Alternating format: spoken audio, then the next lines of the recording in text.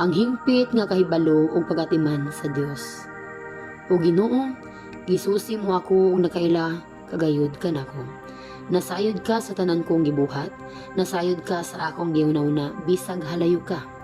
Gisusi mo ako, nagtrabaho man o nagpahulay, nahibalo ka sa tanan kong buhaton. Bisan sa dili pa ako musulti o Ginoo, nasayod ka ng udaan sa akong isulti. Anaa ka, libot ka nako sa bisan diing dapit, gipanalipdan mo ako sa imong gahom.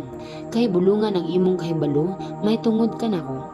Dili ko kini matugkad, asa ba ako paingon aron mahilayo ako sa imong espiritu? Asa ba ako mutago aron mahilayo sa imong presensya? Kung masaka ako sa langit, atuwa ka didto. Kung muhigda ako didto sa kalibutan sa mga patay, atuwa ka usab didto. Kung mulupad ako ngadto sa silangan o mupuyo sa kinalayuang dapit sa kasadpan, atuwa ka didto aron pagtultol kanako.